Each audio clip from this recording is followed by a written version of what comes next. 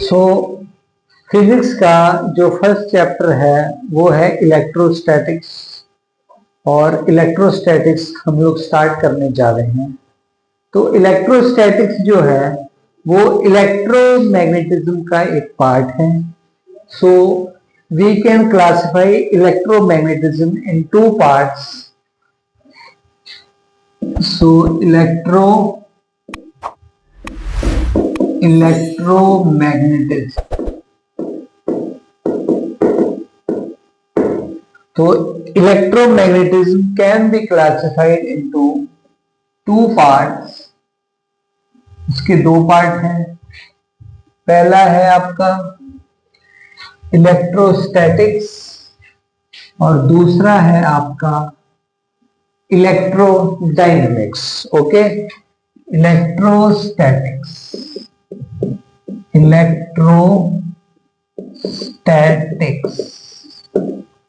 और दूसरा है आपका electrodynamics,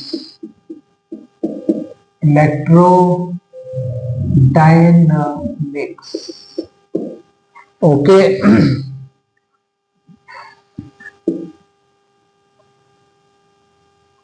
This is electrodynamics and this is electrostatics. Okay, now जैसे कि हमको नाम से ही पता चल रहा है, electro means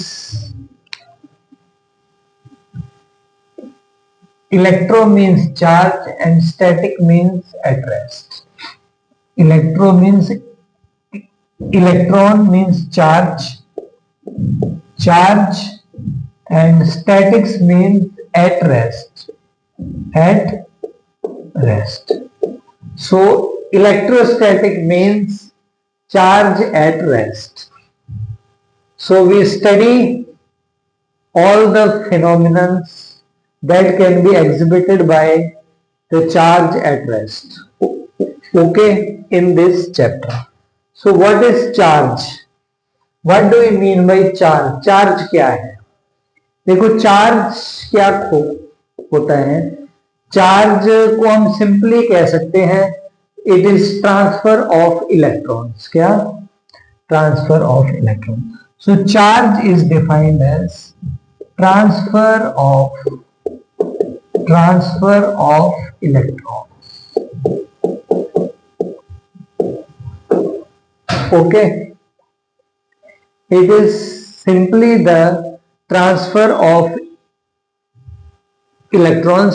So let us consider two neutral bodies. एक न्यूट्रल बॉडी में मान लेता हूं A है कोई, और एक न्यूट्रल बॉडी है B। न्यूट्रल बॉडी का मतलब होता है कि दोनों के ऊपर कोई चार्ज नहीं है।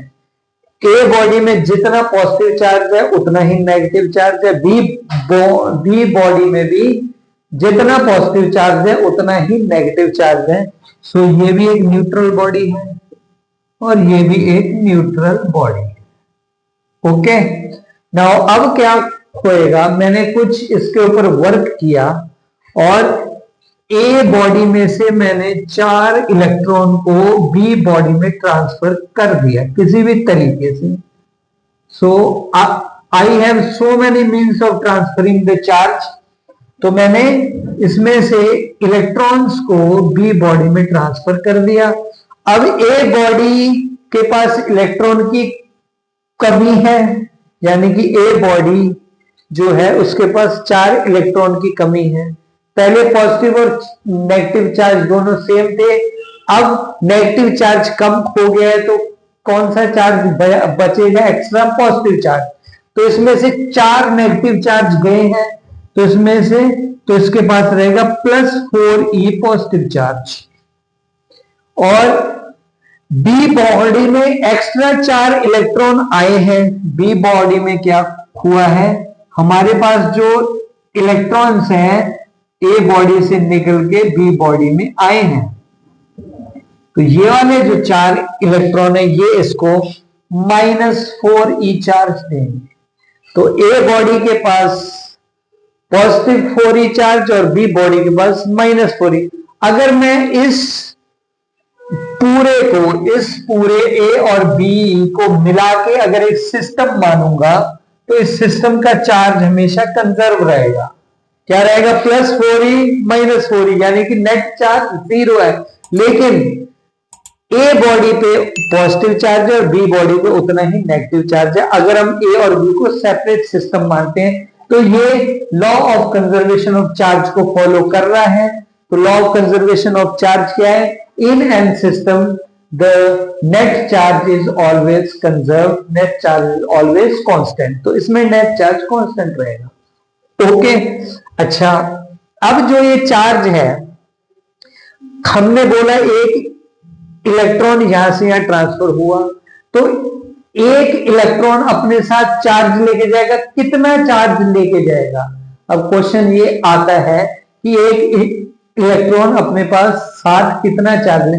तो जो एक इलेक्ट्रॉन के ऊपर चार्ज होता है वो बेसिक यूनिट ऑफ चार्ज होता है, क्योंकि इलेक्ट्रॉन चार्ज या तो एक इलेक्ट्रॉन जाएगा या एक इलेक्ट्रॉन नहीं जाएगा, आधा इलेक्ट्रॉन नहीं जा सकता, या fraction of electron can not be transferred.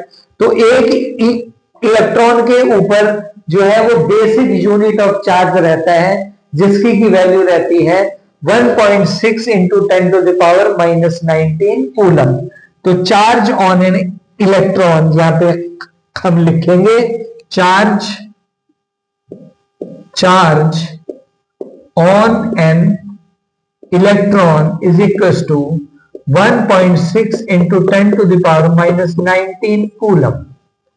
अब यहां पे कूलम क्या है? कूलम है यहां पर charge, basic SI unit of charge. So SI unit of charges, SI unit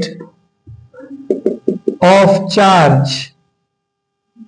is coulomb, COULOMB, coulomb. तो चार्ज की जो SI यूनिट है वो 1 कूलम है। तो एक कूलम एक बहुत ही बिगर यूनिट है, और एक कूलम की जो वैल्यू है वो हम अभी कैलकुलेट करेंगे आपके सामने।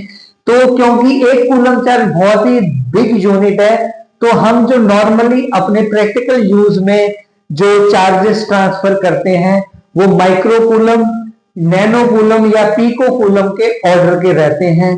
तो 1 माइक्रो कूलम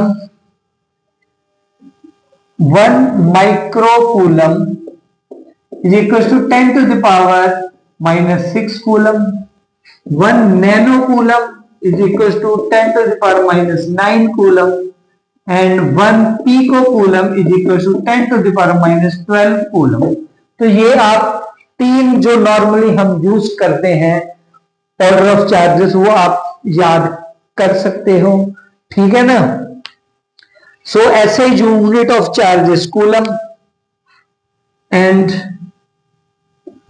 अब हम देखेंगे कि एक कूलम में कितने इलेक्ट्रॉन्स हैं। क्या एक कूलम में कितने इलेक्ट्रॉन्स हैं? तो 1.6 इंटू 10⁻⁻19 कूलम में कितने इलेक्ट्रॉन रहते हैं? कंटेन्स कितने?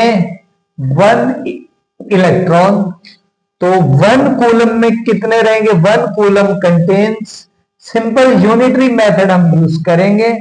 1 कूलम कंटेन्स 1/1.6 इंटू 10⁻⁻19 इलेक्ट्रॉन्स, यानी कि 1 कूलम कंटेन्स कितना? 10/16 इंटू 10⁻⁻19 इलेक्ट्रॉन्स। इसको जब हम कैलकुलेट करेंगे तो ये आएगा आपका 0.625 इंटू 10⁻⁹ इलेक्ट्रॉन्स, और इसको हम लिख सकते हैं 6.25 इंटू 10⁻18 इलेक्ट्रॉन्स। तो एक कूलम चार्ज में 6.23 इंटू 10⁻18 इलेक्ट्रॉन्स रहते हैं। तो इससे ये एक 6.25 into 10⁻18 is a very big number. तो इससे हमको पता चलता है कि एक कूलम चार्ज में कितना, मतलब ये एक कूलम चार्ज कितनी बड़ी यूनिट है। It's such a big unit. तो that's why we normally use charge in micro coulombs, nano coulombs और pico coulombs. Okay, now basic properties of charge. अब चार्ज की बेसिक प्रॉपर्टीज क्या है? इसकी है बेसिक प्रॉपर्टीज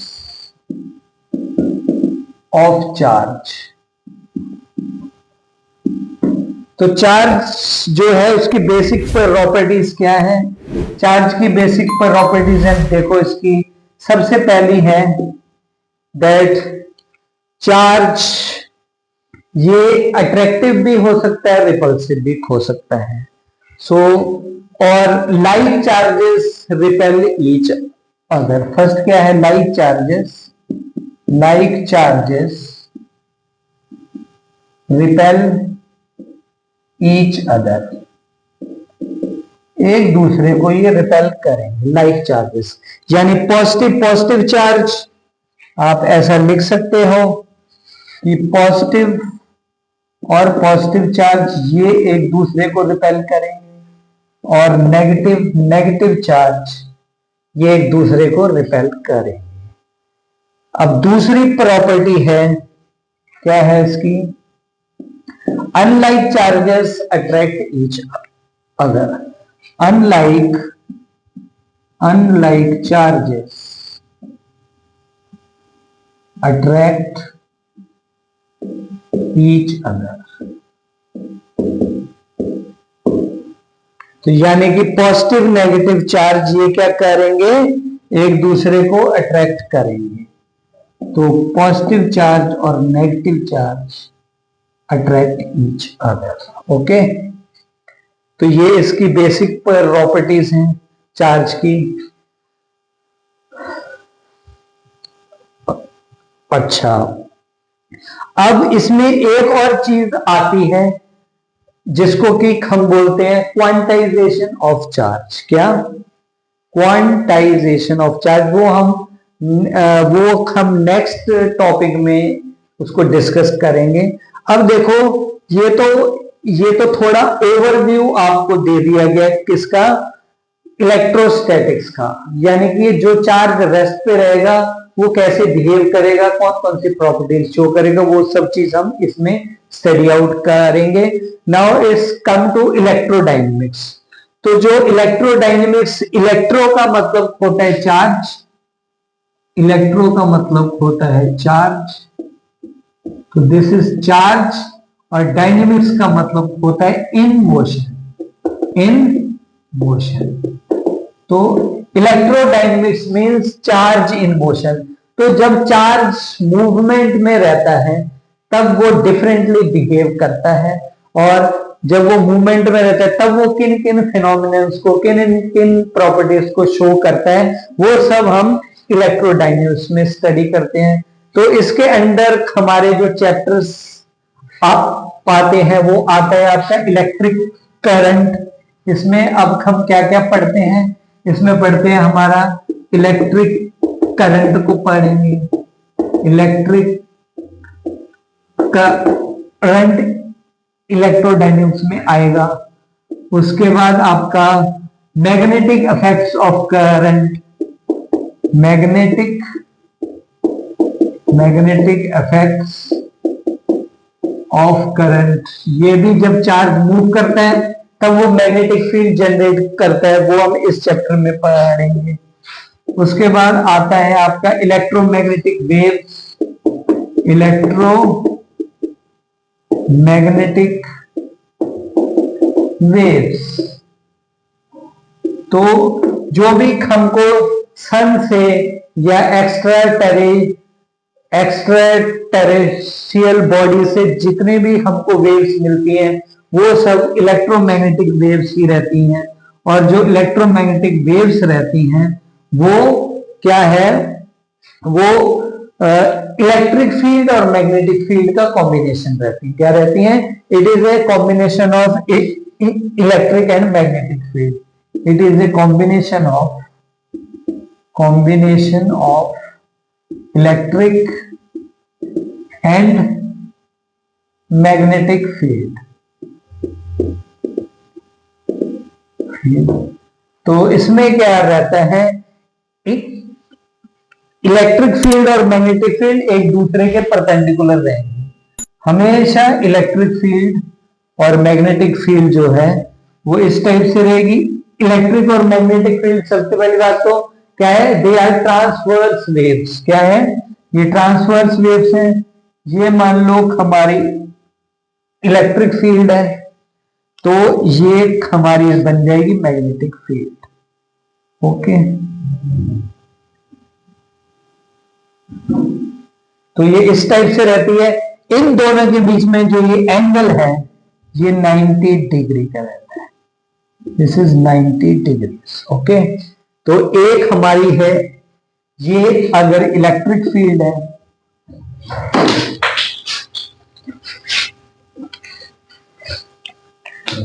तो ये हमारी इलेक्ट्रिक फील्ड है, E is equal to E naught sine omega t, और ये हमारी मैग्नेटिक फील्ड है B is equal to B naught sine omega T.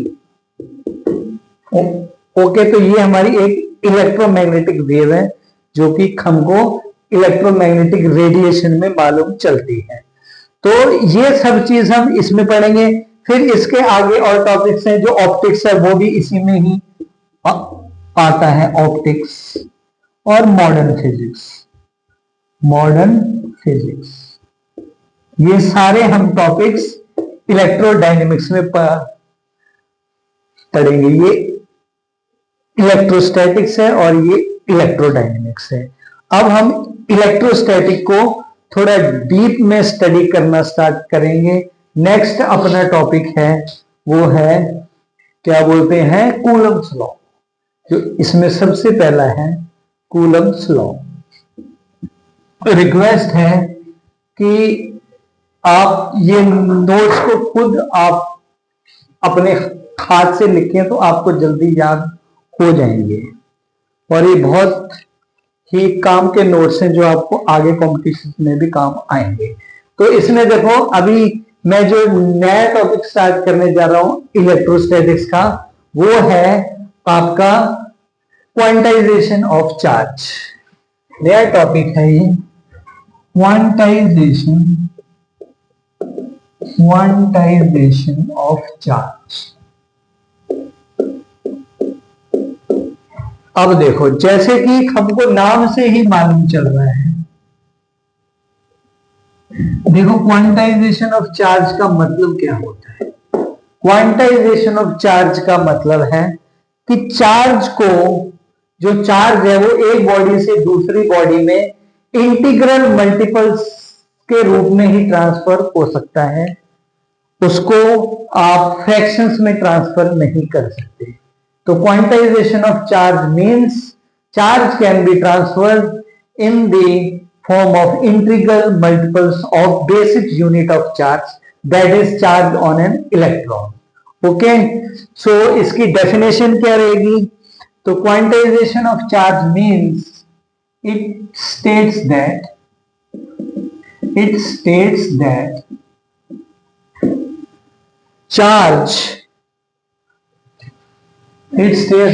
charge on a body,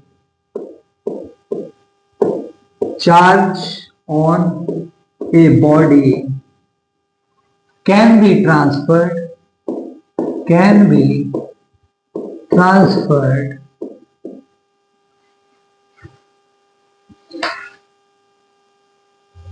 into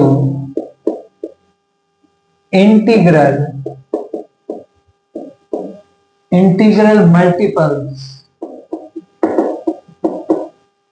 of basic unit of charge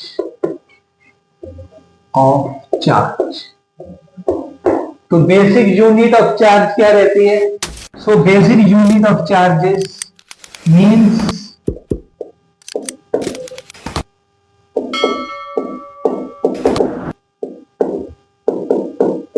of charge, ये रहेगी आपकी charge on an electron, charge on an electron, यानी कि कितनी value रहेगी इसकी? 1.6 into 10 to the power minus 19 coulomb into n. N can be any natural number. N can be any natural number. Any natural number.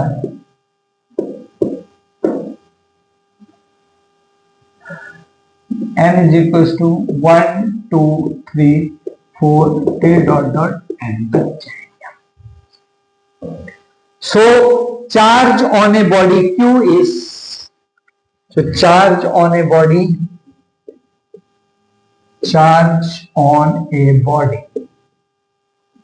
ये मान लो है Q is equals to plus minus ME, basic unit of charge. तो this is known as quantization of charge. ये क्या रहेगा? इसको ही हम बोलते हैं क्वांटाइजेशन ऑफ चार्ज.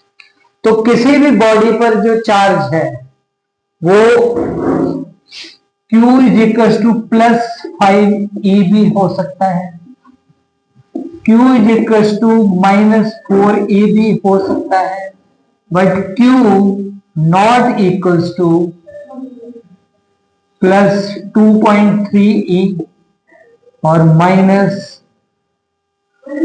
3.75E, ये पॉसिबल नहीं है. दिस इज नॉट पॉसिबल, ये फॉल्स है, ये नहीं हो सकता, और ये हो सकता है. ये वाला चीज जो है ये पॉसिबल, ये हो सकता है, वो नहीं हो सकता. तो चार्ज बॉडी पे फ्रैक्शन में ट्रांसफर नहीं हो सकता. या तो एक चार्ज जाएगा, या 2 जाएगा, या 10 जाएगा, या 20 जाएगा, यानी होल नंबर्स में ही ट्रांसफर हो सकता है. इस फेनोमेनन को बोलते हैं quantization of charge. Okay, got it? अच्छा, अब देखो एक हम सिंपल सा वो करेंगे, सवाल करेंगे कि अगर अब इसके ऊपर एक क्वांटाइजेशन ऑफ चार्ज के ऊपर एक छोटा सा क्वेश्चन करते हैं हम. तो क्वेश्चन है, क्वेश्चन 1 लिखो. Question, calculate how many electrons got transferred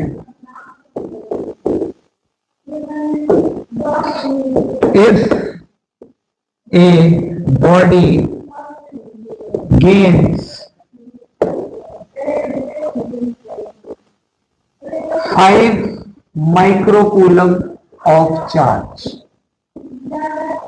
अगर कोई बॉडी 5 माइक्रोकूलम का चार्ज, नेगेटिव चार्ज गेन करती है, तो -5 माइक्रोकूलम ऑफ चार्ज गेन करती है, तो उसमें कितने इलेक्ट्रॉन्स वो एक्सेप्ट करेगी, ये हमको बताना है. तो इसमें क्या है, देखो सिंपल सा लॉजिक, हम ये वाला फॉर्मूला यूज करेंगे. चार्ज की वैल्यू दे रखी है, Q की वैल्यू कितनी दी है हमको? देखो आंसर, Q की वैल्यू कितनी दी है? Q की वैल्यू दी है हमको Q is equal to -5 microcoulomb. इसको हम थोड़ा एक्सपेंड आउट कर लेंगे, तुम माइनस को छोड़ देंगे क्योंकि माइनस तो वो है, हम मैग्नीट्यूड की बात करेंगे. 5 × 10⁻⁻⁻⁻⁻⁻⁻⁻⁻⁻⁻⁻⁻⁻⁻⁻⁻⁻⁻⁻⁻⁻⁻⁻⁻⁻⁻⁻⁻⁻⁻⁻⁻⁻⁻⁻⁻⁻⁻⁻⁻⁻⁻⁻⁻⁻⁻⁻⁻⁻⁻⁻⁻⁻⁻⁻⁻⁻⁻⁻⁻⁻⁻⁻⁻⁻⁻⁻⁻⁻⁻⁻⁻⁻⁻⁻⁻⁻⁻⁻⁻⁻ 6 कूलम। Q की वैल्यू ये है, E की वैल्यू है 1.6 इंटू 10⁻⁻19 कूलम। ओके, तो N की वैल्यू निकालनी है, तो N क्या हो जाएगा, Q by E is equal to 5 into 10⁻⁻6 upon 1.6 into 10⁻⁻19। तो ये आ जाएगा 50/16 इंटू 10⁻⁻6 इंटू 10⁻19। ये ऊपर जाके 19 बन जाएगा। इसको भी हम हटा देंगे तो 16 बन जा 16, 16 3 जा 48, 2 बचेंगे, 16 बन जा 16, फिर बचेंगे 4, तो 4 बोले तो 16 2 जा 32 और 5। ओके, 3.25, तो हमारा आंसर क्या रहा, 3.2125 इंटू 10⁻+ 19 माइनस 6, तो +13 इतने इलेक्ट्रॉन्स ट्रांसफर होंगे। ओके, तो N की वैल्यू है नंबर ऑफ इलेक्ट्रॉन्स। तो नंबर ऑफ इलेक्ट्रॉन्स कितने होंगे, 3.125 इंटू 10⁻13 इलेक्ट्रॉन्स। तो आंसर क्या मिल गया, N is equal to 3.125 into 10⁻13 electrons. Okay, मुझे विश्वास है कि आप सब लोगों को ये क्वांटाइजेशन ऑफ चार्ज जो है ये समझ आ गया रहेगा। और अच्छे वीडियोस के लिए और डिटेल्ड वीडियोस के लिए आप हमारे चैनल को सब्सक्राइब कर सकते हैं। सब्सक्राइब कीजिए और बेल आइकन को प्रेस कीजिए ताकि आपको नए टॉपिक्स की नोटिफिकेशंस मिलते रहें। थैंक यू वेरी मच, और ऐसे ही दिल लगा के पढ़ते रहिए।